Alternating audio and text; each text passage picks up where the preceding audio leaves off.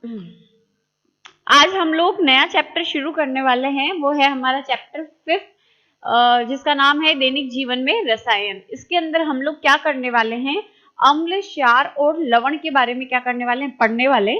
तो पहले हम समझेंगे कि अम्ल क्या चीज होती है, क्षार क्या चीज होती है और लवण क्या चीज होती है, क्या इनके गुणधर्म होते हैं।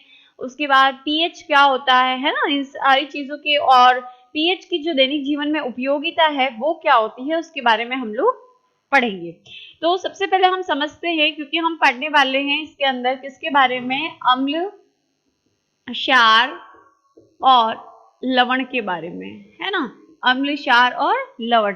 तो 9th के अंदर आपने वैसे इसके बारे में पढ़ा है ना, लेकिन फिर भी आई रिपीट, क्या क्या डेफिनेशंस होती है। अगर हम समझते हैं अम्ल, तो अम्ल वे पदार्थ होते हैं जो जलीय विलयन के अंदर, अम्ल वे पदार्थ होते हैं जो जलीय विलयन में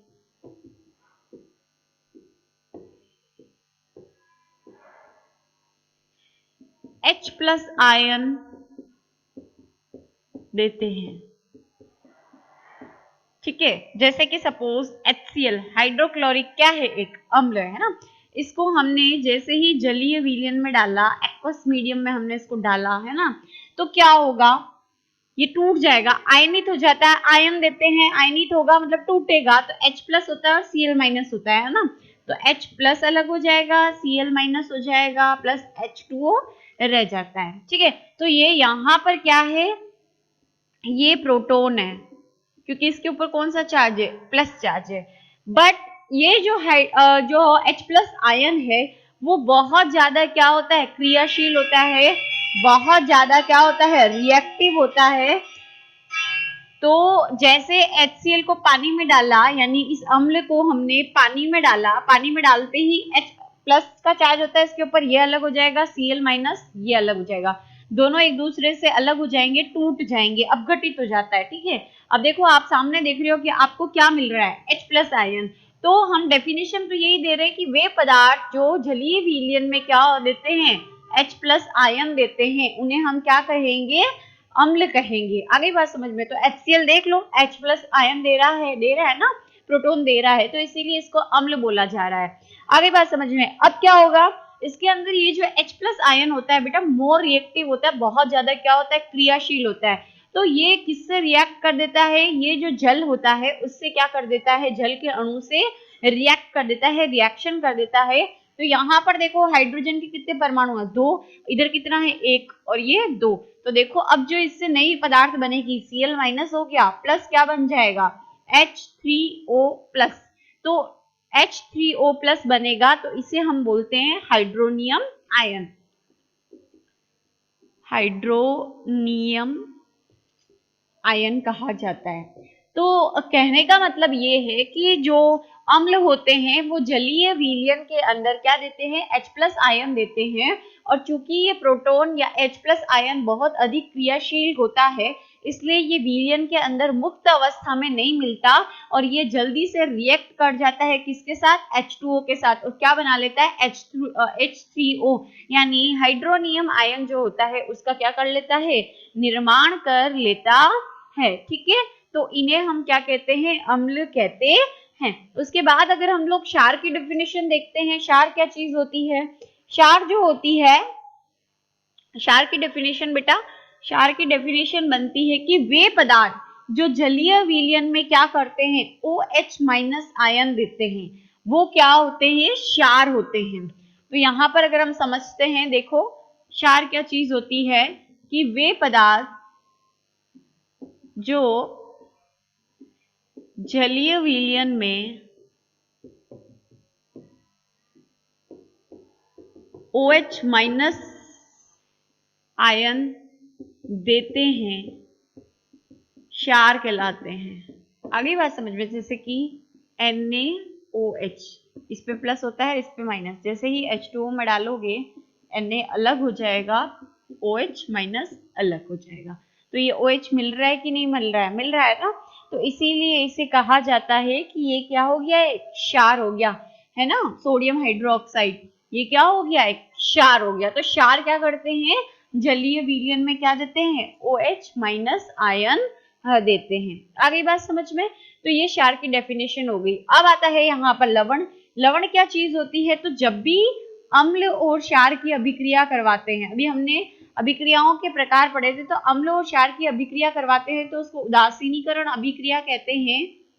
ठीक है, इस अभिक्रिया में क्या होता है, जैसे कि सपोज करो हमने रिएक्शन करवाई, HCl अम्ल है, ठीक है, और NaOH क्या है, एक क्षार है, तो इसकी रिएक्शन करवाई, इस पे प्लस होता है, इस पे माइनस होता है, इस पे प्लस होता है, ये माइनस होता है, विस्थापन अभिक्रिया है, इसके अंदर H तो जुड़ जाएगा इसके साथ और Na इसके साथ जुड़ जाएगा, है ना, तो क्या बन जाएगा, NaCl प्लस H2O। तो ये जो बना ये क्या है, NaCl लवण है, और ये क्या बना, जल। तो जो लवण है, सॉरी लक्षण लिख दिया, लवण जो है वो क्या होता है, अम्ल और क्षार की अभिक्रिया करने से क्या बनता है, लवण का निर्माण होता है, और इस अभिक्रिया को हम क्या कहते हैं, उदासीनीकरण अभिक्रिया कहा जाता है। तो ये डेफिनेशन हो गई हमारे पास अम्ल और क्षार की, और जो लवण है हमारे पास उसकी। अब हम लोग देखेंगे कि जो अम्ल होते हैं और जो क्षार होते हैं वो कौन कौन से प्रकार होते हैं। गुणधर्म हम बाद में देखेंगे बेटा, मैं आपको पहले प्रकार समझा देती हूँ, फिर उसके बाद हम लोग क्या देखेंगे, इसके गुणधर्म देखेंगे। तो देखो वन बाय वन पहले अम्ल के गुणधर्म देखेंगे और फिर क्षार के देखेंगे, बट पहले हम लोग जो आज भी पढ़ने वाले हैं वो हम पढ़ेंगे कि अम्ल के जो प्रकार होते हैं वो कौन कौन से होते हैं। तो अम्ल के प्रकार है, 3 ग्रुप्स के अंदर हम इसके प्रकारों को डिवाइड कर देते हैं, है ना। पहला होता है जो कार्बनिक और अकार्बनिक, दूसरा जो आएगा हमारे पास, पहला आएगा कार्बनिक, या इसको हम प्राकृतिक भी बोल सकते हैं। सेकंड आएगा अकार्बनिक,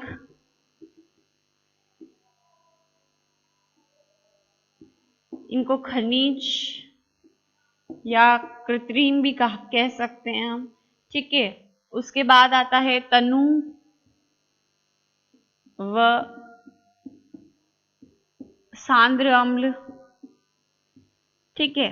फिर आएगा नेक्स्ट प्रबल व दुर्बल अम्ल, ठीक है। 3 कैटेगरी है।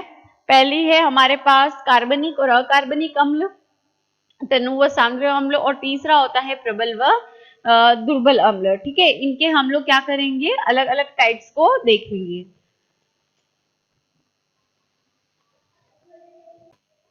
अब हम लोग अम्ल जो है उसके प्रकार देखते हैं। पहले 2 प्रकार देखते हैं, है ना। सबसे पहले आता है पहले ग्रुप के अंदर कि अम्ल को 2 ग्रुप, जो पहला ग्रुप है उसके अंदर बांटा गया है, पहला है कार्बनिक और दूसरा है अकार्बनिक।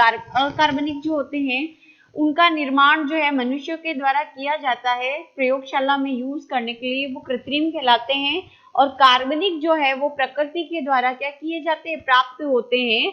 और क्या होते हैं, हमें प्रकृति के द्वारा प्राप्त होते हैं, और जो हम दैनिक जीवन में चीजें खाते हैं या हमारे अमाशय के अंदर जो HCl पाया जाता है, वो जठर रस के अंदर, वो जो है वो किस में आएगा, किस कैटेगरी में आएगा, जो कार्बनिक अम्ल है उसके अंदर। जैसे कि सिरके में पाया जाता है एसिटिक अम्ल, इमली में पाया जाता है टार्टरिक अम्ल। ये क्वेश्चन आ सकता है कि सिरके में उपस्थित अम्ल का नाम बताइए।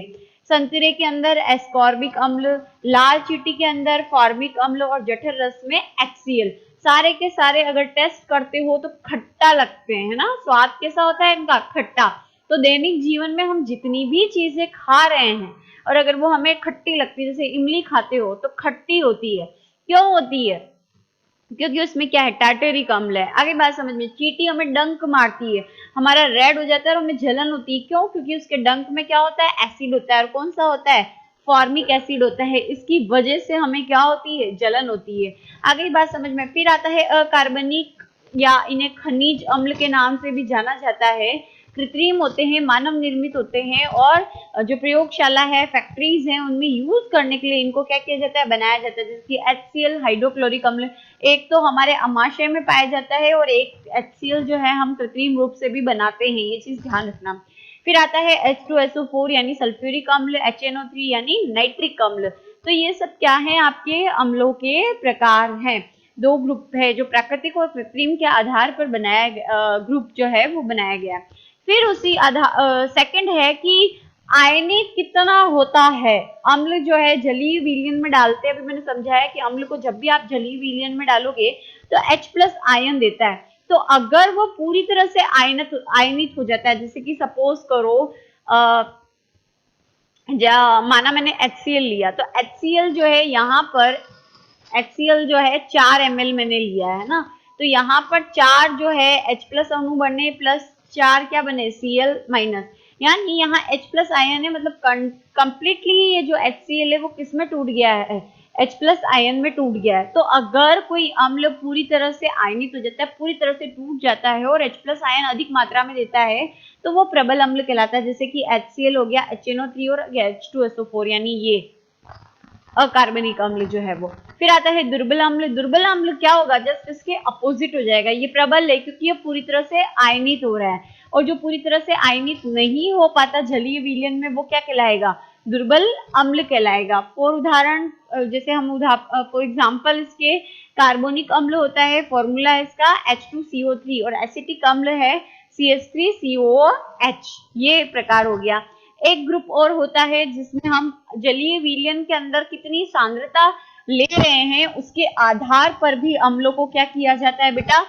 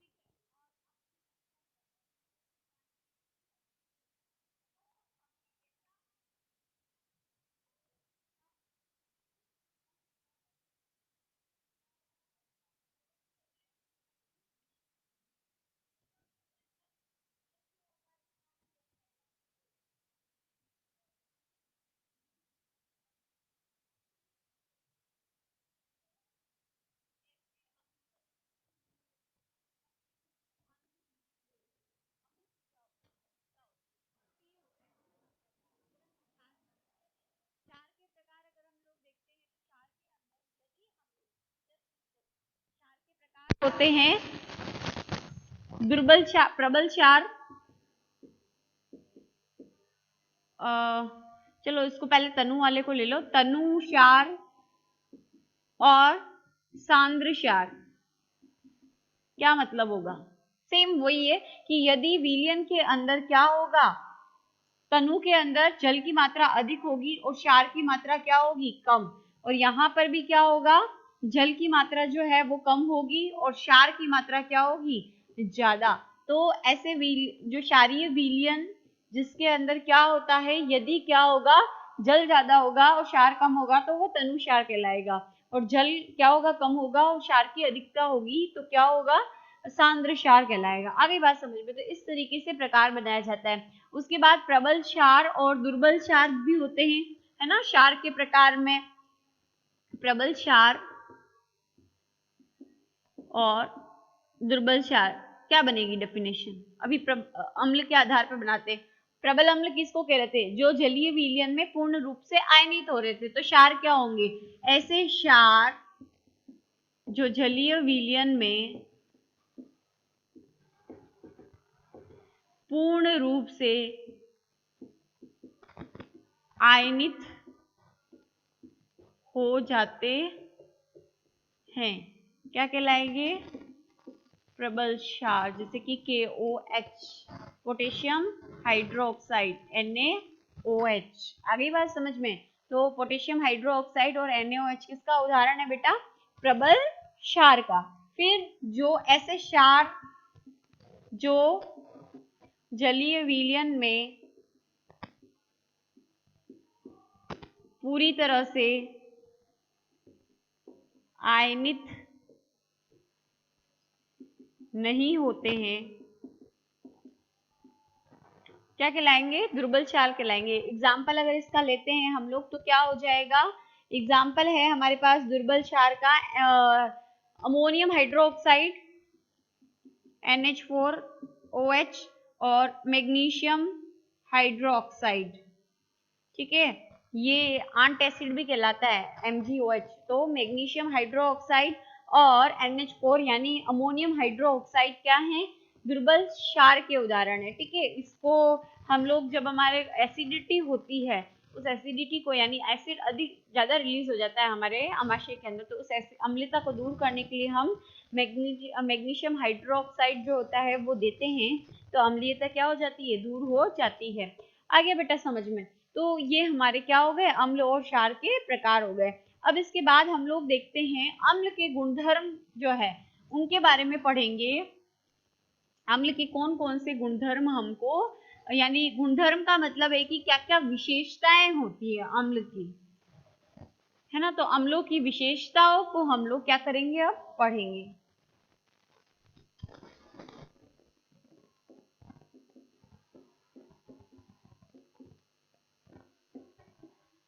तो सबसे पहला है अम्ल स्वाद में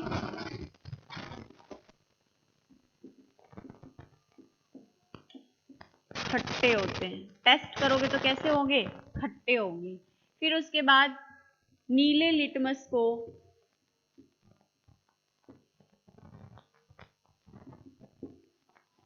नीले लिटमस पेपर को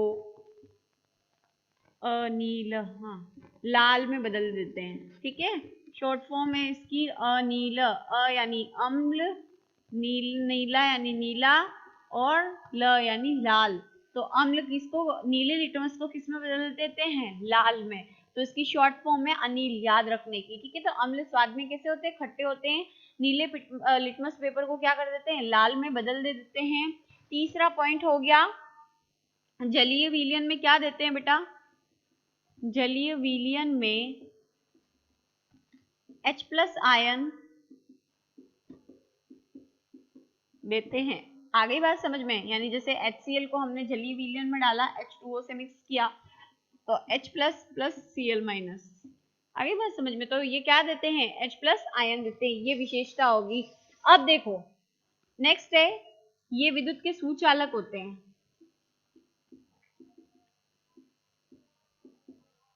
विद्युत के सुचालक होते हैं। क्यों? क्योंकि अम्ल को जब भी हम क्या करते हैं? इसमें डालते हैं, जल में, तो ये क्या हो जाती है? आयनित हो जाती है। और आयंस ही क्या करते हैं? जो इलेक्ट्रिसिटी होती है उसको ट्रांसफर करने में, यानी विद्युत को प्रवाहित होने में क्या करते हैं? मदद करते हैं। तो आपको पूछा जा सकता है कि अम्ल जो होते हैं विद्युत के सुचालक क्यों होते हैं? बैटरीज के अंदर हम H2SO4 यूज करते हैं, सल्फ्यूरिक अम्ल काफी यूज किया जाता है, नाइट्रिक अम्ल है वो यूज किया जाता है। क्यों यूज किया जाता है? रीजन उसका यही है कि अम्ल के अंदर थोड़ा सा वाटर हम मिक्स कर देते हैं तो वो क्या हो जाते हैं? आयनित हो जाते हैं, मतलब टूट जाते हैं। प्लस चार्ज अलग हो जाता है, माइनस चार्ज अलग हो जाता है, और आयनित होने की वजह से विद्युत धारा क्या हो सकती है? प्रवाहित हो सकती है आयंस की मदद से। आगे बात समझ में। इसीलिए विद्युत के क्या होते हैं? सुचालक होते हैं। इसीलिए चाहे अम्ल हो चाहे क्षार हो, दोनों ही विद्युत के क्या होते हैं? सुचालक होते हैं। ये एक इसकी विशेषता हो गई। आगे की बात समझ में। उसके बाद है अम्लों को धातु ऑक्साइड के साथ अभिक्रिया करवाई जाती है। आगे बात समझ में, किसके साथ? धातु ऑक्साइड के साथ। तो लवण और जल बनता है। नेक्स्ट गुणधर्म क्या हो गया? ये समझ में आगे होंगे। अब मैं मिटा रही हूँ ये वाले, इसके बाद देखो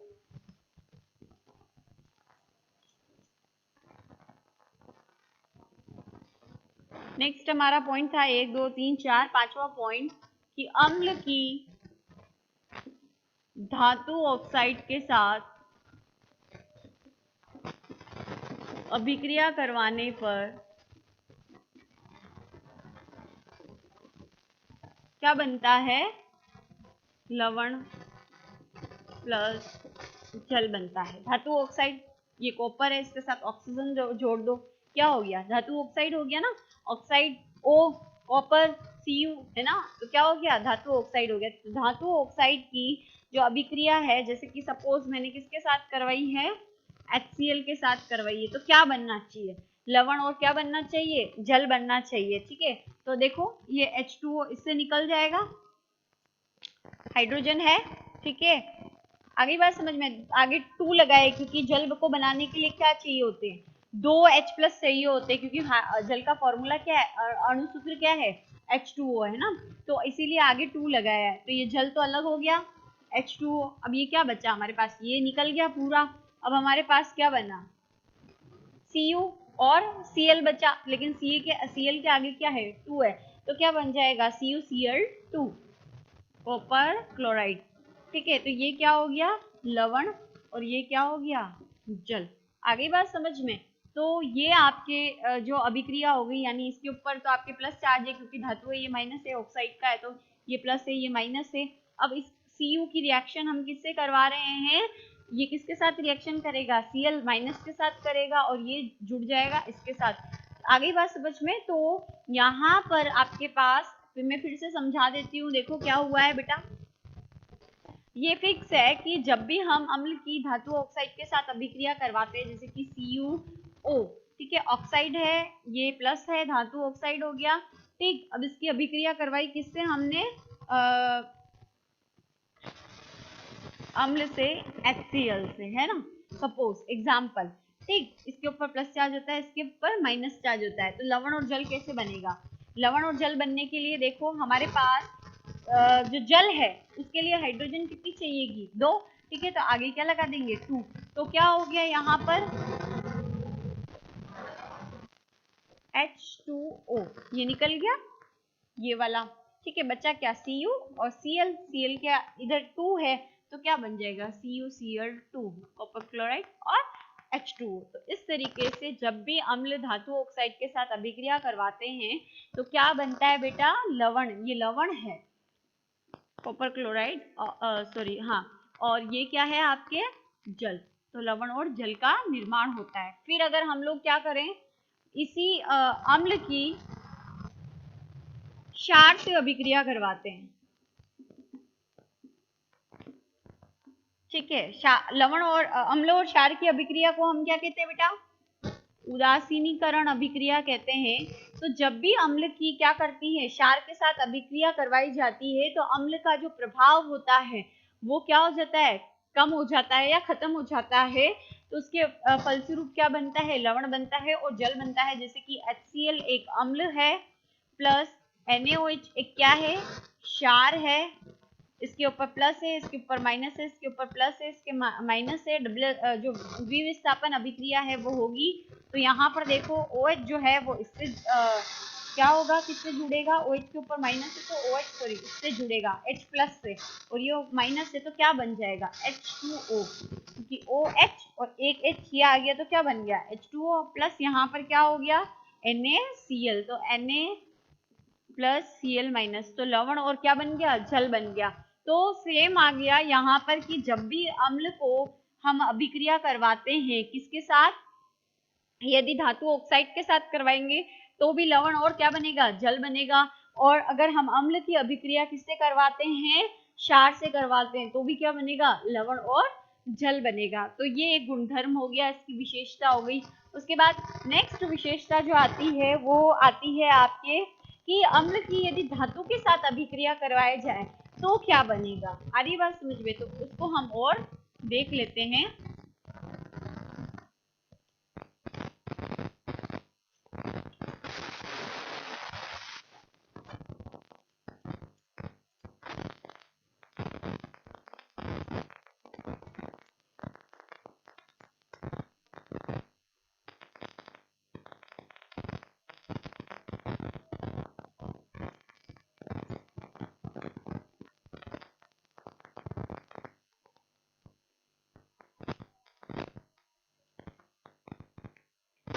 अम्ल की